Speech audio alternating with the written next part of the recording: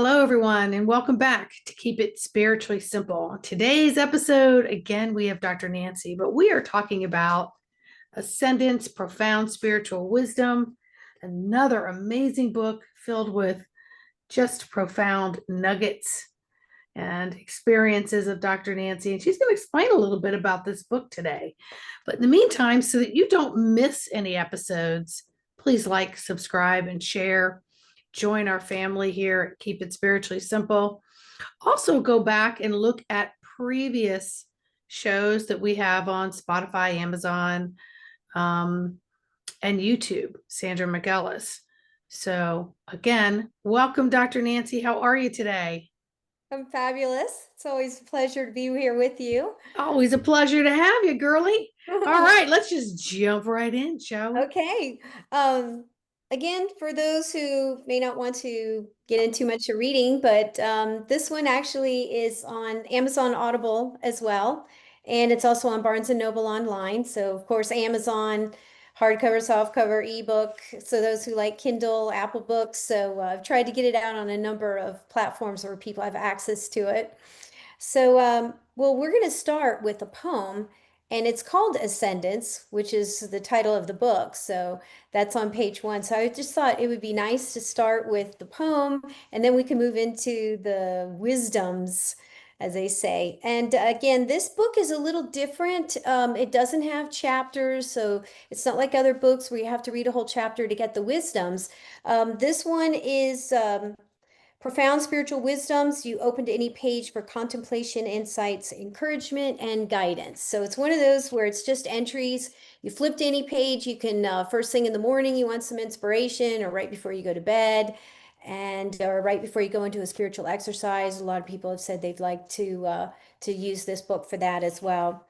Okay, so again, the poem is titled Ascendance. Dancing with the beloved is sweet ascendance. Divine infinite love is seen within all, disguising itself within all creation.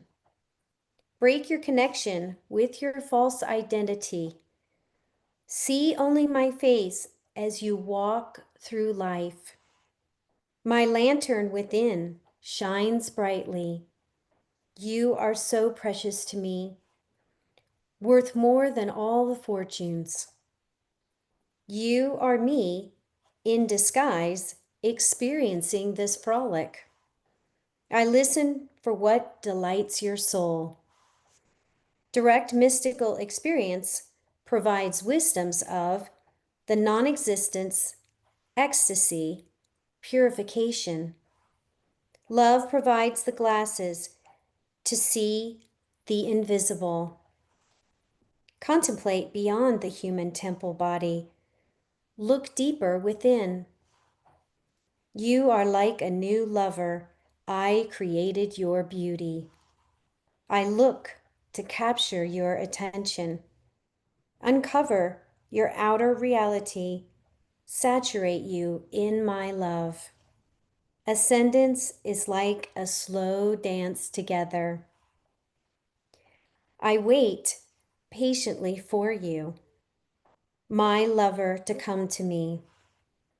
My dear lover, completely give in to the beloved. Beautiful. Yes, there's a lot of imagery to that. It's almost like when someone's precious to you, you're always looking to be with them and have their attention and have that companionship and connection. And so that I just thought that was that feeling of, oh yeah, Creator created us and knows us so intimately, and of course would want to be with its creations.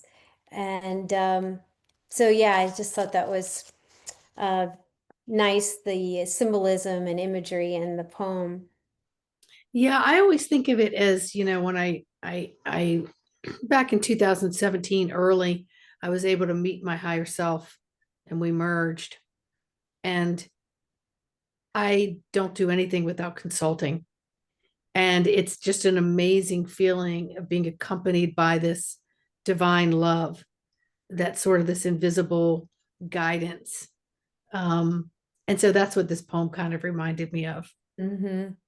Yes, that we're always together. Yes, Even though always. we are off on this distant planet and in the Earth school, but it's kind of like the parents, they send the kids off to school and they know they're going to have some experiences while they're at school. It's some good, some bad, or what we label as bad. And so, people would say, well, why are you being so mean to your kids? They're going to have terrible experiences being maybe beaten up in school or laughed at or ridiculed or picked on. And you're like, but that's part of the journey, of going into school and being a part of learning to be a part of a culture, how to fit in and with the social norms and do's and don'ts, and as well as learning all the subjects. And so it's kind of the same way. People are like, why is God so mean to us? Sends us down here in the earth school where it's painful. It's gonna have lots of pain and suffering, but at the same time, there's a lot of joys, and there's a lot of learning experiences. And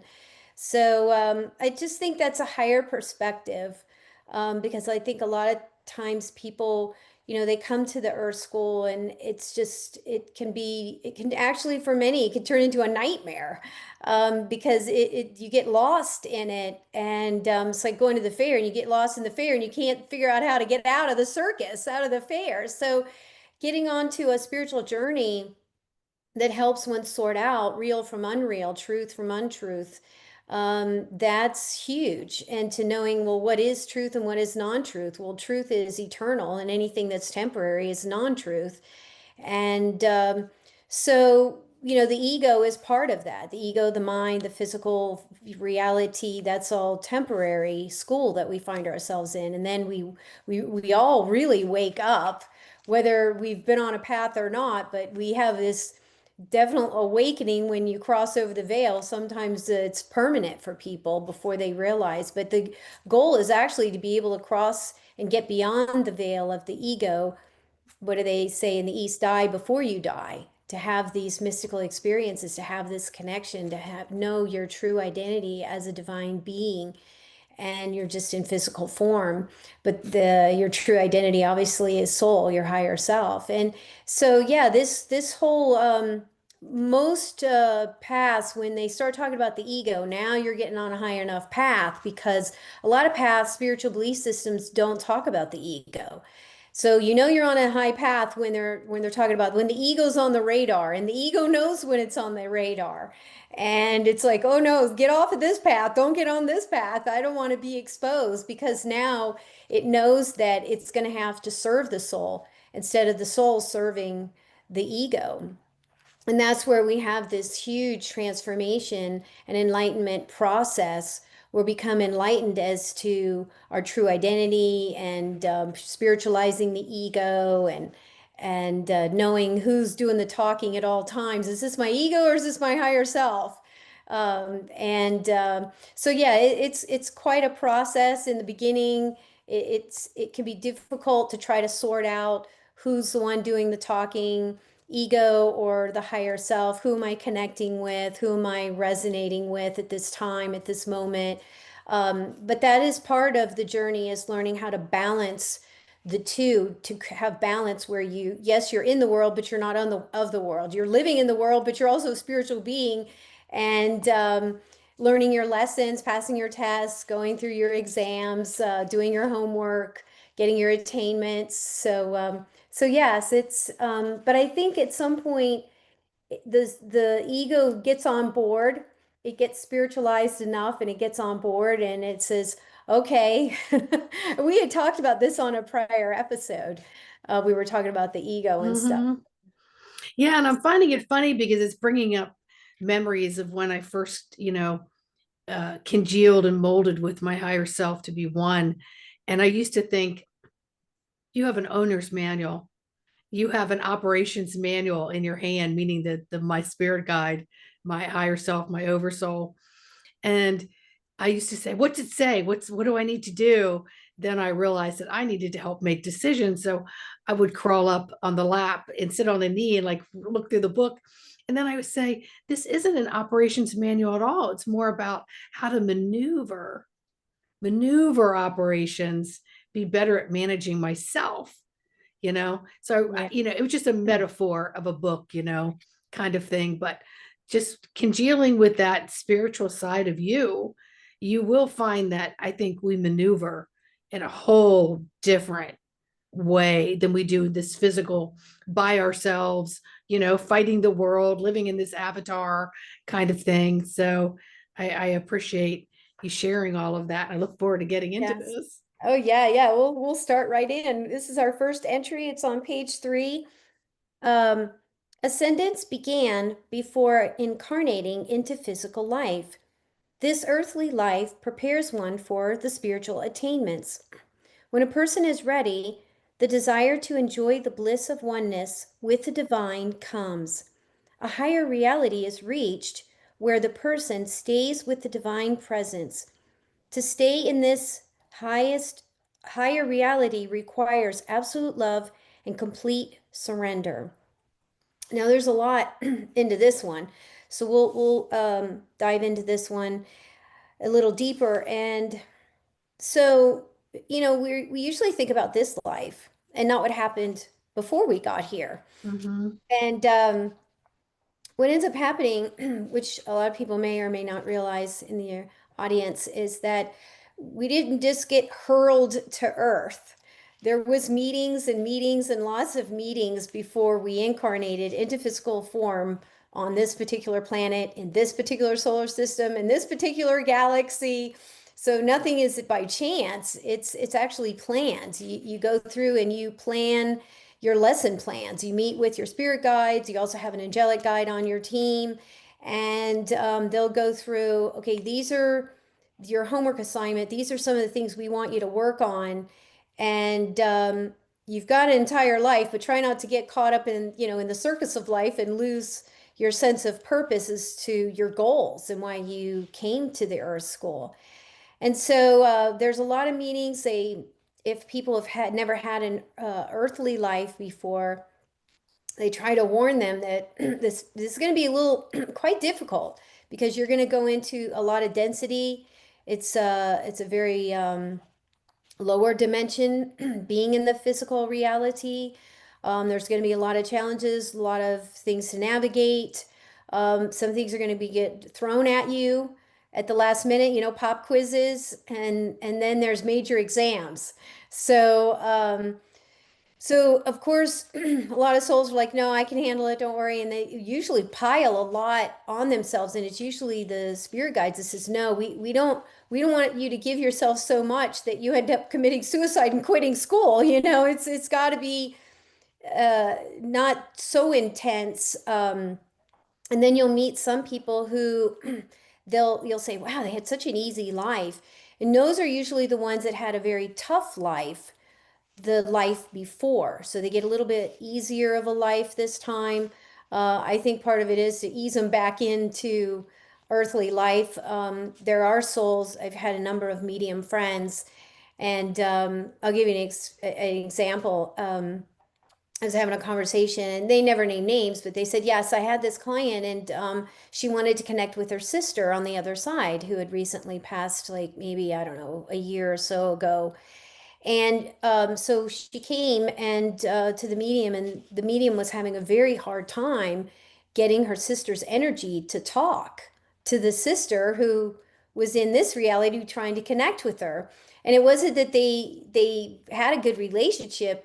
It was just that the one on the other side had such a horrific life here that she didn't even want to come back to Earth to communicate with her sister. So she was like, oh no, if I have to come back, I'll come to another planet, some faraway star system or something, because she just did not like the Earth, her earthly life at all. And so he was able to, coax the the spirit, the soul that was her sister on the other side to communicate with her. But she really Dave, there wasn't a lot of interaction. I mean, she was happy to be on the other side, and she wished her sister well, but her attitude was, well, please.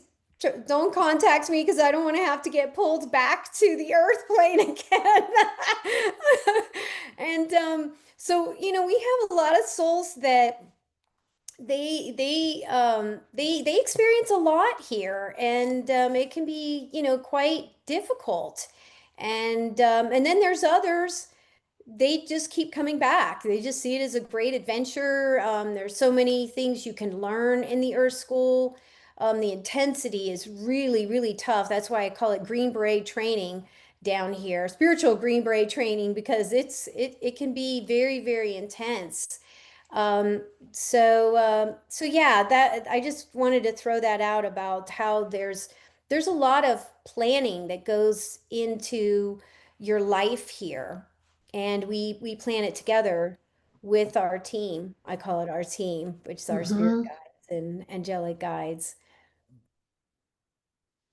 No, I'm right there with you. I know that that's true. I've gone there in past life regression work. I've gone there in meditation work where I've wound up in Hmm. situations in this lifetime where I'm stumped or I finished assignments and I don't know how to maneuver forward.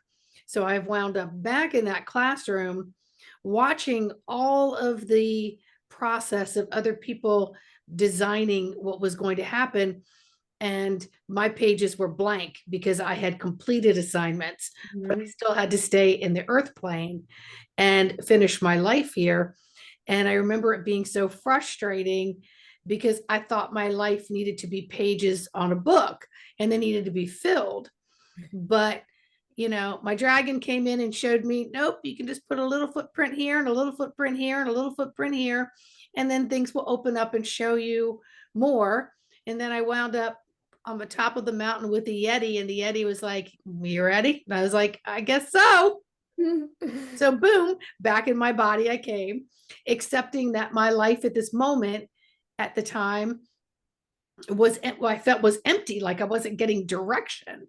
It gave me a better idea of like, oh, sit still, allow it to open and show you. It doesn't have to be the way it was before. Hmm. And I can also help design it in a little better way that suits me. So creation was created for me, allowing me to surrender to just creating the smallest of things in order to take a step forward. Yes, it's funny. I've had a similar experience when I experienced divine union, also known as God realization, and you experience that oneness. You get to see a lot of things like people going through life review. Another one is what we were talking about, planning their life, meeting, sitting down and going to meetings with their spirit guides before they incarnate. They want you to see a lot more of the inner workings that goes on behind the scenes on the other side. With regards to souls, many of us needed to incarnate in physical form because we needed to have the experience. We came up through other systems. We've not been in a human life before. There's so much going on. There's a lot of different souls from different galaxies and star systems that come into the Earth School. So there's a lot of everyone's here doing different things, and we can't just look at one person and say, oh, you're not doing it right, or it's just because everyone's journey is so unique that it's what you came here to experience. In fact, that's why they call it a hologram or a matrix, is because this holographic reality was your classroom. It's made and designed just for you and each individual soul that comes here. So it's kind of cool that we're so special and unique that we each get our own holographic classroom and we participate in this school, but it's designed just for us. And that's why they'll say that not one person on this planet will have the exact same day, even if you're riding around with this person, because your perceptions, how you view things, what comes to you, what you experience, the interactions, it's just it's really incredible, the whole journey and experience, and what souls really are impacted with, and what they have to experience, what they need to learn. And many souls that have been here for a lot of times, my Reiki master teacher master soul teacher, she said she'd been here 900 times.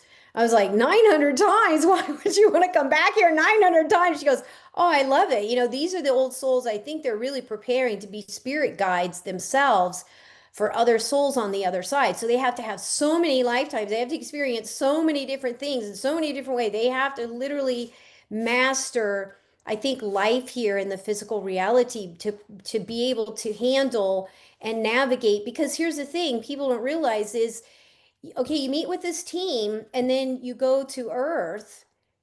Well, it's not like they disappear. They're with you through life. Now you have some guides that'll switch in and out depending on what your needs are. But then you have like from what I saw was five, guaranteed five stay with you your entire life from birth to death, or I should say transition where you cross over the veil because we never die. We're divine beings. So so these guides will be there to help you navigate, introduce you to certain people, experiences, but they're also standing around waiting for us to give them direction. So it's like they can't invade your free will. So a lot of times when people reach out and say a prayer or put an intention out into the universe, they're connecting with their spirit guides, which is great because the spirit guides they're there to give them direction. I mean, yes, they're there directing you anyways, but a lot of times you'll say, you know, I really need help on this situation that I find myself in. And I'll put them to work.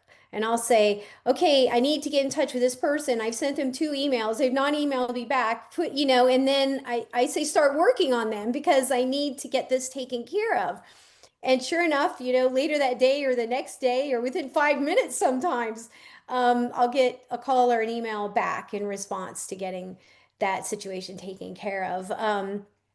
So that's, a lot of times us souls are in training to be able to not just do our missions, but a lot of us come back and that was another thing too that I was told on the other side during my sacred ceremonies, but also through a particular medium, was that you don't have any karma. You didn't come here because you had karma. You came here to serve, and it's service to the divine plan. And so many of us come back. We've gone through all the tests, the lessons, the exams, and passed all those, and reached our attainments. And so we're still here in physical form. And I think a lot of it is just your presence, your energy still being on the planet is so needed.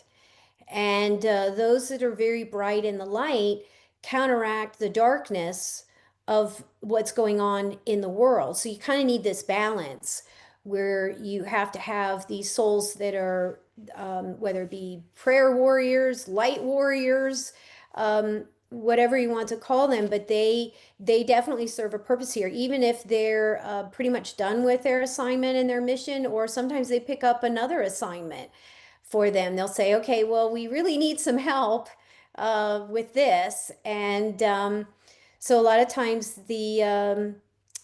souls that come here, actually, it's not always to burn off karma. Sometimes it's for service to the divine plan and to complete their missions because what they have to do is prove themselves. They were on the other side and they said, okay, I'm ready to be tested. So we're like, okay, well, we got the place for you. And we'll throw you into the Earth School. And this will definitely be the acid test because, with these assignments that you need to do, it'll show us that you're ready. And then, once you complete your earthly life here, then you'll probably get another assignment into some far-flung galaxy somewhere, or maybe not in physical form. We're pure source energy. So we can move very easily in and out of certain dimensions, do a lot of the things that's needed on the other side as well. That's very powerful. I'm right there with you. I agree 100%. And, that's why we can't judge someone else's life because we do not know what experiences they are to be going through, right? Our thing is to work on ourselves, stay in our lane, develop that before we put our antennas out, trying to sniff and smell everybody else's butt and see what they're doing. Yes. It's funny, you bring up a good point. I had a friend, she had a daughter that I think it was I think she was deaf and I think she was blind. And then she was, asking, she went to a medium and she asked, what was the purpose of, my child being born with these disabilities? And what ended up coming out was that with this particular soul, that this soul was on the earth school in a prior life. It was a male and he was very controlling.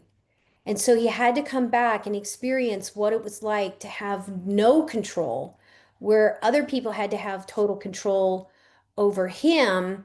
And therefore, he had to experience the opposite to kind of balance out what I guess a prior life had caused in him. So I just thought that was very interesting because, like you were saying, you don't know a lot of times why these souls come into the earth school the way they do, what they're meant to experience. And it wasn't like a form of punishment. It was actually was a rebalancing of the energies because he was so on one sided under power and control that he needed a lifetime where he had no power and no control. And he had to rely on the care of someone else and learn what that would be like, that experience. So I had to throw that out because that's what it brought to my mind when you were talking about, we really don't know why. I mean, like another one is, a child will come into this life and after like 2, 3, 4 years old, it dies. And sometimes in its sleep, sometimes it's not by an accident, sometimes the accident is its exit point. But then, the parents will go to, let's say, a medium and they'll say, well, what was the purpose? I only got 4 years with this child.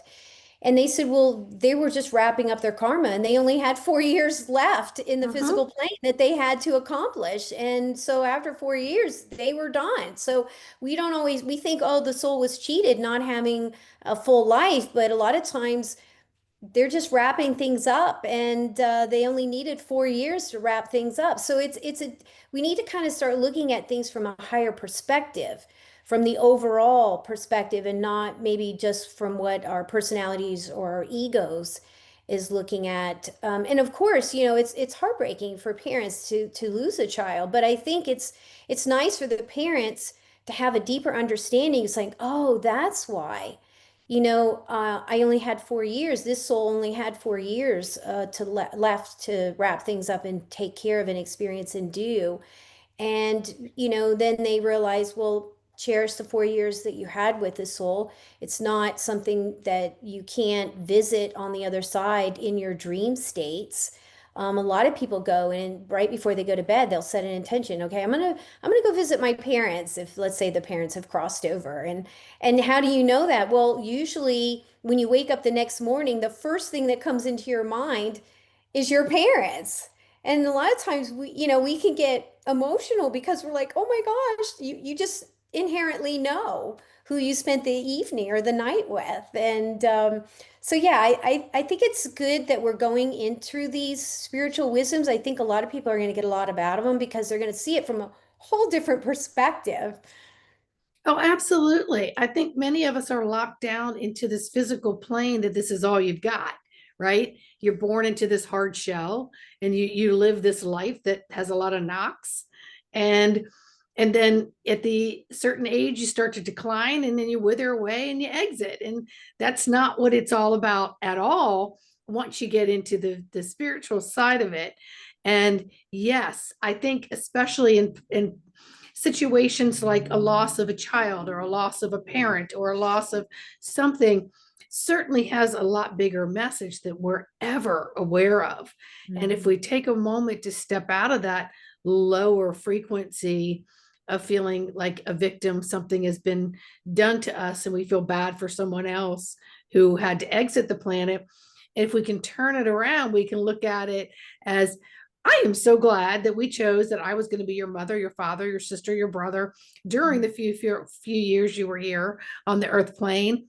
And, carry on back to space and come on back down if you want to another time. You would look at things differently, Mhm. right? Yes. Yeah. So I think it's important that we just realize that we do not know what someone else's situation is or why they're living the life that they're living. And even if it's one of dis-ease, including addiction or whatever it may be. Grumpy pants, you're always a grumpy pants person. You don't know if that person is stuck in a syndrome or they're living through something they need to go through, Mhm. right? So thank you for sharing that. Yes, and we're still working on this one. We Yes. got through the first sentence. The Yeah. second sentence is the earthly life prepares one for spiritual attainments. Okay, well, let's talk about spiritual. What are spiritual attainments? I run into people and they're like, I never heard of a spiritual attainment. What's a spiritual attainment? And I said, well, these are things that attainments, we could throw these terms out: enlightenment, cosmic consciousness, self-realization, and God realization. We can talk a little more about those, but those are the physical, those are attainments that you have to experience in physical form because it's too easy to do it on the other side. So you come to the earth school because you've got all these challenges, all these temptations, you got the physical life, you got the mental life going on, the emotional life, you got all this, distractions and everything, and you can get lost in this circus of life, and then you kind of forget why you came here and don't do your spiritual attainments. And it's not like you get punished or anything like that. It's just when you cross over and you go through life review, you're disappointed that you spent too much time in the playground and not so much time in class and doing homework. So these spiritual attainments, you'll see these souls very young at life. They'll jump right in. They have this sense of knowing that, oh, I got a lot to do here, and they'll get lost in the world for a while, and you're meant to have this physical experience, and then there'll become a time of 20s, 30s, 40s. Sometimes people have to finish their career, raise their children. Now they've got the time to be able to get into a deeper spiritual life. Some are able to navigate it right away and to balance between life, family life, work life, and spiritual life. And so you'll see different souls of all different ages stepping onto a path. And what I'm talking about is an inner path. It's not really an outer path. It's a path that you start on the path, but at some point you become one with the path. You are the path. There is no difference between you and the path. That's this whole oneness. And so this earthly life prepares one for spiritual attainments, whether people are working on them in this lifetime or the next lifetime. They get exposed to so much. So and one of the things is also is understanding and learning and how to navigate duality. So some of us have been to different dimensional, we come from, our origins come from different dimensional planes, that there is no duality. There is no space, time, matter. And so we're learning how to navigate those three.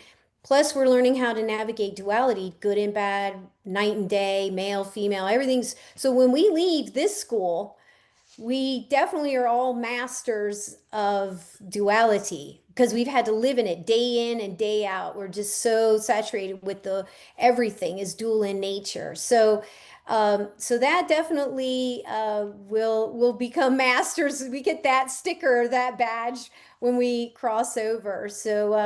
But yeah, there. And I think the other thing too is when we cross over and translate, we're going to see a lot more than we can possibly perceive in this life. It's kind of like you can't always get all the answers while you're in the midst of it. It's like if you're in the soup, it's hard to step back and take a look at everything that's in the soup sometimes that you're really exposed to. Like one of the things is when you cross over, there's so many people that come to you and they say, "Oh, I'm so glad you are on the earth plane because you affected me in so many different ways. Like you gave me this encouragement. Um I'll give an example. I had a friend years ago, and she'd always wanted to be a nurse, and she was a coworker of mine at the time. I was working in corporate life at the time, uh, and she worked in the department with me, and we would just get quickly into deep conversations. Well, what ended up happening, she would always talk about California. This was in Florida that we were living and working and knew each other through work. And so I said, well, I know this isn't good for me, but I want the best for you. And you always talk about California. She had lived in California for a while and then she moved out to Florida because it was a little bit cheaper. And then I said, you need to go back to California and you need to go back to school. And years later, I got an email from her and she says, "Oh, I'm not, trying to come back into your life. I just want to let you know I did take your advice and I did go to back to school. I became an RN and actually she ended up becoming a psych nurse and she absolutely loves it. And she did go back to California to go back to school. And so I was just like, wow. And then the one thing that really caught me was she said the whole time I was in school and each time I wanted to quit, I always had your voice in my head saying, keep going. This is for you. I know you can do this. So we just don't realize how many times we touch so many people's lives. And hopefully we do it for as best we can. I mean, some people can misperceive, us trying to help them. We can't control that, but we do our part to encourage people and make a difference in their life. And it's always nice to feel like the world was a better place because we walked on it.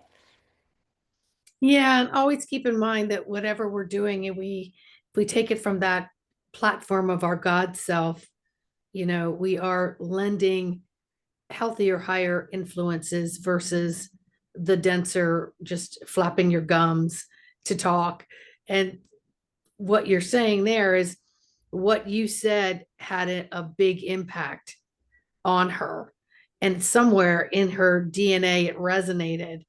And she took the courage to head back home and start over, and then to Mm. reach out and let you know that how much you were saying influenced her in a higher positive way for her life. And that's awesome.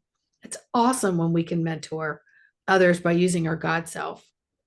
Yes, and it's also good to know that just sometimes even little interactions we don't even realize, giving somebody a smile, and that encouragement, and sometimes just our vibrational frequency on the planet. Sometimes we don't have to say anything at all, just our vibrational frequency, keeping it. And that's another reason too, like you were talking about, it's not about everybody else, it's also about working on ourselves. And because we want our frequency to be as high as possible, we want to help the plant life and the animal life and the bird kingdom and all these different kingdoms that we all resonate together with. And we make a difference. That's how special we are, is that we're all needed. All our frequencies are needed, but to most part to keep it as high as possible. So we counteract the darkness, but we also help sustain life here on the planet. Yes. Thank you. Yes. So, then the next line is when a person is ready, the desire to enjoy the bliss of oneness with the divine comes. A higher reality is reached where the person stays with the divine presence. Now, this is a little bit easier to do once you get your ego spiritualized because the ego won't pull you out into the outer world. You're more likely to stay connected for longer periods of time with the divine presence. In the Western monks and nuns will call this practicing the presence, where you practice the beloved is with you at all time. It may be a particular master soul teacher that walked the planet in a prior life. It could be someone who's a current mentor, spiritual person that inspires us. But somehow it just could be source, knowing that source is with us, within us, and is in all and is all. And knowing that that presence is always with us, it's in the room with us, and so we can stay a lot more connected than when the ego is always running out. Oh, I'd like to go run here. I'd like to go do this. I got to go see my friends. So at this point, you get to where, well, I could see my friends, but if I don't see my friends, I'm fine either way. I'm fine if I see my friends. I'm fine if I don't see my friends. So you get to a point where it's just it's not so much a need. Like I'm feeling lonely, I got to run out and be with people. You're content to be with your own company because guess who the company is the divine essence. Um, and so that's why, you'll hear all these teachers talk about going within, going within. Well, the love is within, the courage is within, the inspiration's within. Us having access to it and being able to access these different states of being. Yeah, and I think that we feel when we're reaching that and having conversation and dialogue with the source creator and whatever beings and guides and teams that are surrounding us, we have a sense of we're already complete. And Hmm. so the external world doesn't carry the energy fields that we long for because we're missing something, because we're fully in homeostasis in a spiritual way that balances us in homeostasis in a physical way. So that we do less running to find because we find it from within. Yes. Yeah, we've been able to connect at deeper levels. And so therefore he made really good point on this physical life has like almost a dullness to it because it loses its luster. And especially when you've been to the other side and you come back and you're like, wow, this place is dull compared to the other side where it's just so bright and vivid. And you can see the difference between real and unreal, or the dream. They call this a dream world, or the Matrix, or a holographic reality. And one person said something I thought was kind of funny. It was like a video game. I was like, well, I never thought about that one. So, so yeah, it's so you start to have this, this, so you don't get lost in it as much because you just recognize it for what it is. Okay, I'm a divine being, I'm a soul, and I'm in this third dimensional reality, and I have to navigate, all these daily duties. But you can't get lost in it once you've awakened because it's like the cat's out of the bag. You can't go back to the bag when you're out of the bag. It's like once you're born, you can't get back into the womb. It's out. You're out. So Mhm. so yeah, that's It's like leaving the house on a sunny day and you realize how amazingly beautiful it is. And you go back in your house and you're like, oh, this is dull. This is boring. Now I got to do this and that. I want to go back out there a little while longer. Yeah. yeah. So the last sentence is to stay in this higher reality requires absolute love and complete surrender. And what's the complete surrender? Well, really, it's the surrender of the ego running the show. To surrender the ego is it's not something you're going to be able to do in one day. This takes years and years and years. And as long as you're in physical form, you still have to keep an eye on that ego. That ego sometimes we're like, oh, she's not watching. I'm gonna slip out, and it knows when it's not being watched, and that's what they call being the watchman at the gate. You kind of have to sometimes keep an eye on the ego. But usually, when it's spiritualized, it can get a little facetious, but it kind of knows that the soul's in charge at this point, and it realizes there's an expression. It says the ego is a good servant, but a terrible master. And so we can spend an entire lifetime serving the ego, and it just constantly keeps running and running and running. Now it wants this, now it wants this, now it wants that. And it just, the soul wears itself out just trying to please the ego. But then once it flips and it gets spiritualized, and literally it'll flip, it'll go from, instead of looking down, it goes to looking up. And what that means, it's about ascension, and it's about serving the soul. And so yeah, there's a point in our life we get to a place where we recognize that now it's my time, and that's really the soul stepping up to say, okay, now it's about me. Now I'm going to run the show as a soul, as your higher self is saying this to the ego, and say, I'm tired of all this running around. It's not getting me anywhere. I want to do something that I can carry with me across the veil. So, as we know, nothing material can cross the veil when you translate, but all your spiritual attainments, all your spiritual work that you've done here, that you get to take with you, because that's spiritual energy that you've attained, that you've worked for, that you've accomplished, these goals and whatnot. And so all this spiritual work that you can take with you.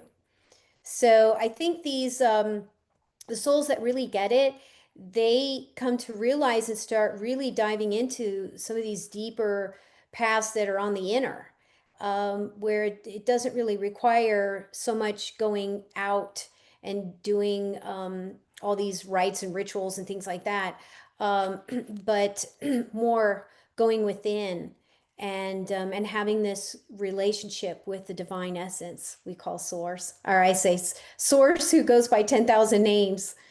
Awesome. I love it. I love it. So that was just the first one. So I these know are really it's deep. action packed and it's sparking, energy between us. So there's all these different, stories and scenarios that are being shared that I'm sure all the listeners can relate to. Yes. Yes. So I didn't know if you wanted to do one more Let's or do one more and then we'll do another segment. Absolutely. okay. So this next one, soul comes to know that true happiness comes from light and sound, attributes of source. The daily spiritual practice is the connection and remembrance of union with the infinite. All right, now, even though there's only two sentences, this one's deep. Um, okay, so soul comes to know it comes true happiness through light and sound attributes of source. Okay, so we have source. And the attributes that there's only two that we get to experience down here in physical form, in this dimension, and it's light and sound. Because really, that's all we need at this dimension. Sound comes first, because you'll hear this even in Genesis. It will say that God's voice projected, which was energetic in nature, projected, and in the beginning was the Word, and the what was it, the word was with God and the word was God. In the Bible they call it word. In the East they'll call it chi, or they'll call it the life force. Modern terms is the audible life stream, the sound current. Pythagoras coined it as music of the spheres. I mean, there's all these expressions for basically light and sound attributes. So it's sound, it comes first, and the light comes out of the sound. So you'll hear people say in the beginning of the creation, there wasn't even light. It was just pure darkness. It was the void of creation. But yet it had all this potentiality of this energy that was there, that existed, but nothing had manifested yet. So first comes out the sound, this sound wave, this sound that from source, and then light came from the sound. And so, from between light and the sound, that is what creates all of creation, which we are known as the life force. And some people call it prana. That's usually when the baby comes out of the womb and it takes its first breath. That first breath, that's when the prana comes in. That's when the life force comes in to the child, and they're breathing now this life force within the physical form. So it's very interesting. You want to go a little bit deeper. Some souls incarnate right when the egg and the sperm come together, and others usually kind of hang out and wait for a little while because they want to make sure the body can sustain itself, it's going to live. And some souls will just jump in right when it's in the birth canal, because then they're like, okay, I'm ready for this. So it just depends on the soul. Some souls like to be in the womb and experience the womb. Through with regression, there's been some souls that I've read in a number of books how they said they came to Earth specifically because in many star systems, the parents don't individually raise the children. The children or souls are raised in a collective, within a group setting. And here on Earth, we kind of feel like they're almost their property, like they're ours, the children. This is my child, this is my daughter, this is my son, this is my grandson, this is my granddaughter, this is, and so we kind of like have like this tribe or type mentality, which is fine, but there's souls that come here because they want to experience having a close relationship with a mother and a father. So I just thought that was very interesting. I just threw that out there because maybe for some reason somebody needed to hear that on the show. But so the daily spiritual practice is connection and remembrance of this union with the infinite. So we're already connected. I'm not gonna, so many people feel they're disconnected, but you can't be disconnected from that which you are made of. If you're made from source, then soul is 100% source, pure source energy. That's your true identity, is a piece of source. And so, how can you be separate from source? Well, we have this illusion that we're separate from source because we have this ego, and the ego is the barrier between the soul and source. And the reason we have this is so we can feel we are a separate entity. Because we have so much union on the other side, but we come into physical form to not just physically experience this life physically, but also because we need to have this illusion of separation. It's almost like you can't appreciate the light unless you've experienced darkness. And there's many souls that come to the earth plane that have never experienced darkness before. They come from these upper dimensions, and that's part of their assignment, is to experience the density and the darkness and the corruption and all this stuff that they've only heard about in schools on the other side. But they have to experience it to really have a deeper understanding of really what betrayal is. Unless you've been betrayed, you really don't know what betrayal is. You have the concept, it's not good, but until you've literally been betrayed yourself, it's like now you know what really betrayal is, that pain, that suffering, that hurt. And so we experience so much. But as far as the connection and remembrance, there's many different ways to keep our connection. I mean, I was asked, well, what's your spiritual exercise? And I said, well, I do a variety of different things, but most of it is I'm not really disconnected because I had my self and God realization attainments once I received those, and that was while I was doing an ayahuasca sacred ceremony because I had been meditating for 20 years and I realized I couldn't get beyond the ego death and I needed a little bit of a push, and so it really wasn't me. I just set out an intention of like, well, what am I going to do here with this? And I'd been through schools and inner work and years and years and years of all this. And finally, it was actually Mother Ayahuasca that reached out to me. I heard the call. And it wasn't my first ceremony, but my second one. It just happened so naturally, these two attainments and experiences. And I said, well, why me? I thought I'd be working on them for life. And they said, because you've done your homework. And so it was time for you to have these mystical experiences on the inner. You just needed to get beyond that ego, the ego death, which is not really a death. It just temporarily slides the ego aside, turns it off, so we can cross the veil and have these mystical experiences and come back. But with regards to this connection and remembrance, if you're already, just to know you're already connected. And it's just the ego that makes us feel disconnected because this is the world of the ego, the physical reality, the mind. And but when you get up into these upper dimensions, there is no mind, there is no ego, there's just oneness. And so just kind of knowing the whole parameters of how things work, I think really helps people sort out a lot of this stuff. What am I feeling? If I'm feeling loneliness, it could be you're homesick. That's what I always say. Whenever I feel loneliness, I feel like I'm homesick, that I'm experiencing homesickness because I miss being on the other side and where I'm familiar with or dimensions of origin. So it may not have anything to do with being lonely on the outside. It's the mind that perceives it as, oh, I need outward company. But really, it could be the soul's just feeling homesickness. And but just remembering it's just this illusion that we're separate while we're in this physical reality, and that's what the ego's job is. is to have this separation so that we can go off to school. It's kind of like we separate from our parents when we go off to school. We can't be with our parents all the time, whether it's elementary, junior high, high school, college.